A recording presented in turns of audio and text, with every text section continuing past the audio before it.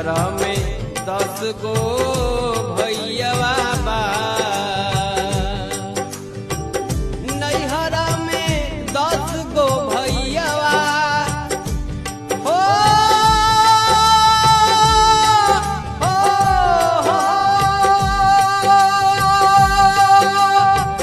नैहर में 10 गो भैया 10 गो भौजिया बाड़िए राम।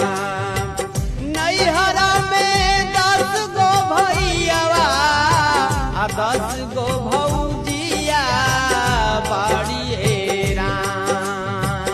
तब हुना मनवा जोर लागे, तब हुना मनवा जोर लागे, एक ही सजना